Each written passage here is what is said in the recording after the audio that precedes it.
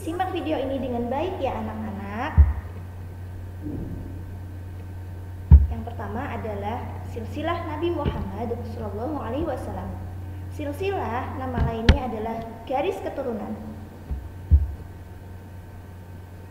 Nah, ini dia silsilah Nabi Muhammad SAW. Nabi Muhammad mempunyai ayah yang bernama Abdullah. Abdullah mempunyai ayah yang bernama Abdul Muthalib. Jadi Abdul Muthalib adalah kakeknya Nabi Muhammad. Abdul Muthalib punya ayah yang bernama Hashim. Hashim mempunyai ayah yang bernama Abdi Manaf. Abdi Manaf mempunyai ayah yang bernama Qusay. Kalau dari garis ibu, Nabi Muhammad mempunyai ibu yang bernama Aminah. Aminah itu adalah anak dari Wahab. Wahab merupakan anak dari Abdi Manaf. Abdi Manaf merupakan anak dari Zuhrah. Zuhrah dan Qusay ini adalah anak dari Kilab. Kilab adalah anak dari Murrah. Jadi Abdullah dan Aminah itu sama-sama keturunan dari Kilab. Nabi Muhammad, nama lengkapnya adalah Nabi Muhammad bin Abdullah bin Abdul Muthalib bin Hashim bin Abdi Manaf bin Qusay bin Kilab bin Murrah. Nah, jika kita lanjutkan garis keturunan ini sampai ke atas, Nabi Muhammad ini adalah keturunan dari Nabi Ismail bin Nabi Ibrahim. Selanjutnya, yang kedua, kisah orang tua Nabi Muhammad SAW. Ibu Nabi Muhammad yang bernama Aminah adalah seorang wanita mulia dan terhormat dari suku Quraisy.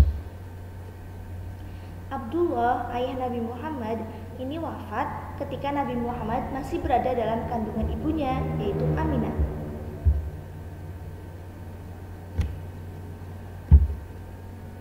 Abdullah wafat ketika berusia 18 tahun.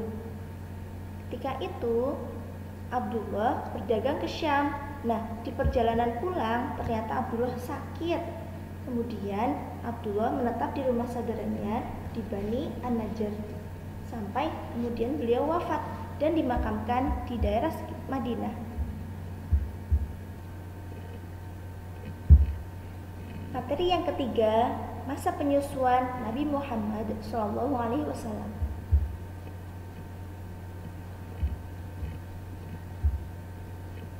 Sudah menjadi kebiasaan bagi orang-orang Arab perkotaan untuk menitipkan bayi mereka kepada orang-orang Badui agar disusui dan diasuh menjadi anak yang berbicara santun dan berbudi pekerti baik. Pada suatu hari, datanglah serombongan wanita Badui ke kota Mekah untuk menawarkan jasa mereka untuk menyusui dan mengasuh bayi-bayi. Abdul Muthalib menawarkan Nabi Muhammad yang masih bayi pada wanita-wanita Badui tersebut. Akan tetapi, tidak ada seorang pun yang bersedia untuk menerima Nabi Muhammad karena Nabi Muhammad yatim atau tidak mempunyai ayah, sehingga tidak mungkin bisa memberikan imbalan seperti yang mereka harapkan.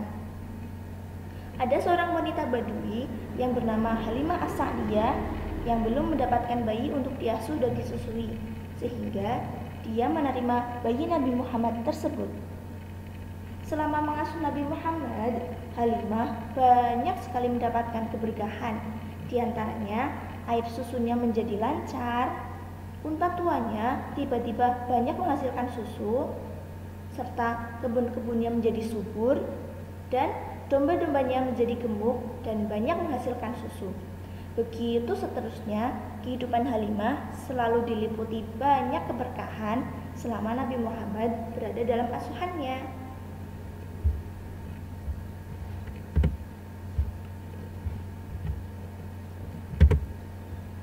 Materi selanjutnya adalah pembelahan dada Nabi Muhammad SAW.